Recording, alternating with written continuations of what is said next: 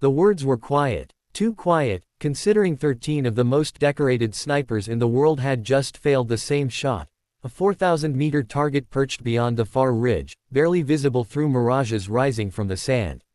A shot most experts agreed was technically impossible outside of lab conditions. A shot the International Task Force had called a theoretical exercise. But the brass wanted proof. Proof that long-range lethality could be achieved from a portable platform in the field. The snipers had gathered from everywhere: Canada's JTF-2, Britain's SAS, US Delta, Australian Commandos, even two from the legendary Polish Grom.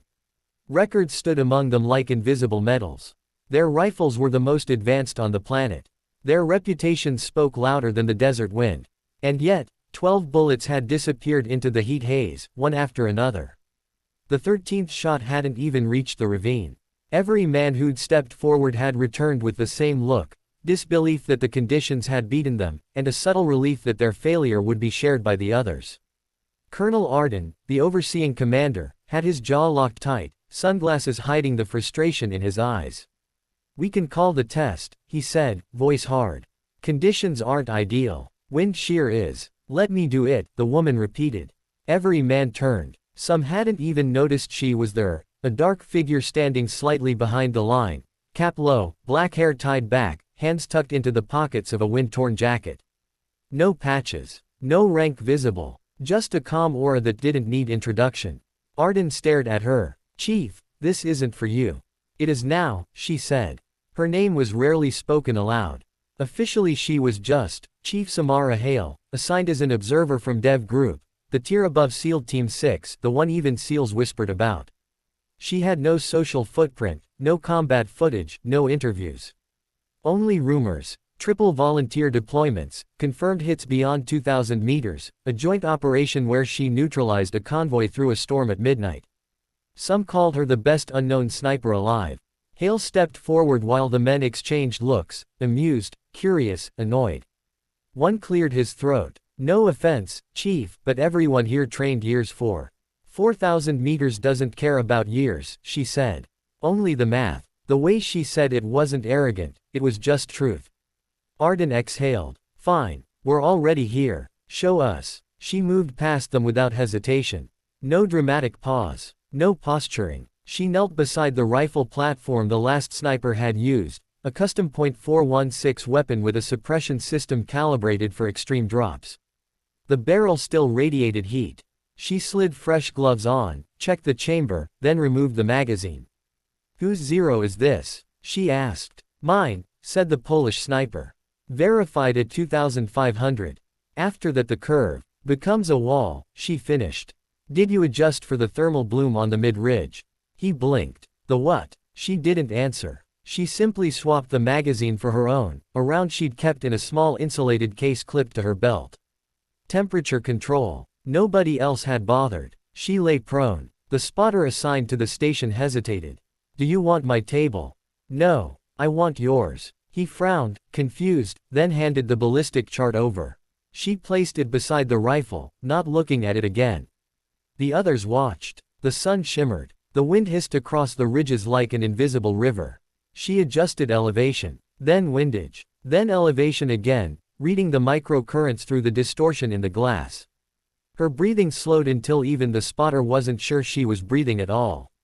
"You need the distance call." He whispered. "No." Silence stretched. The kind that felt heavy, like the entire desert leaned in to listen. For a moment, nothing existed except the line between her eye and the target. A steel plate hung 4,000 meters away, so small at this range it was no bigger than a mosquito against the scope. The drop at this distance wasn't measured in meters. It was measured in stories. The bullet's flight would last seconds, long enough to doubt, long enough to pray. Her finger touched the trigger. A breeze shifted. She fired. No one moved. The sound arrived late, a soft distant gong, like a temple bell deep underground. A hit. A perfect, clean hit. The spotter's voice cracked. Impact confirmed. No one believed it at first. Men who had shaped their entire identities around the rifle stared at her like she'd just rewritten physics. Some laughed, not from mockery, but from awe, the kind that breaks tension like a dam bursting. Arden took off his glasses. How did you? She stood, brushing sand from her sleeves. The ridge heats faster than the valley. The air expands unevenly. Everyone compensated for the wind they could measure, not the lift they couldn't see. One of the Brits blinked. Lift. At that distance. The bullet flies through 3 layers of air, she said. Cold at the barrel, unstable at the mid-ridge, stabilized near the drop. You adjust at the first and last point, not the middle. The snipers exchanged glances. She wasn't explaining. She was teaching. And the round? Asked one of the Canadians. She tapped the insulated case. Stable temp. No thermal drift. The simplicity made them feel foolish. All their expensive calculations. All their gear. All their pride. And she'd done it with understanding. Arden approached, lowering his voice. Why didn't you volunteer sooner?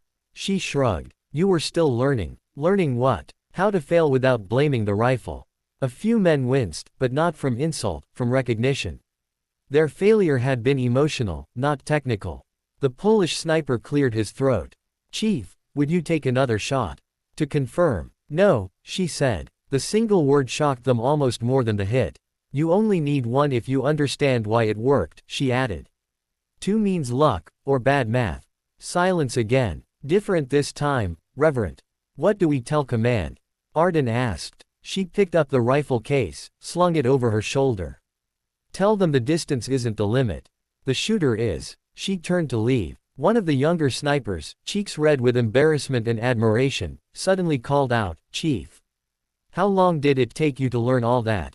She paused. Long enough to realize the target doesn't matter. They frowned at the answer. Then she spoke again. It's not about hitting the steel. It's about knowing exactly where the bullet already is before you pull the trigger. The concept was abstract, a philosophy disguised as technique.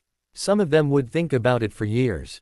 As she walked away, the group finally exhaled. A few sat on crates, replaying their attempts in their minds, seeing every mistake differently now. A few picked up their notebooks, writing fast. The Polish sniper looked like a man who'd just found a new religion. Arden watched her go. There was a smile on his face, rare, genuine. Later, reports would circulate. Some would exaggerate the distance. Some would claim it was a staged demo. Some would insist thermal imaging tech made the shot possible. But the men who were there would never forget the truth. The woman who didn't raise her voice, didn't need recognition, didn't care about ego, had walked into a circle of legends and reminded them that mastery isn't noise. It's silence.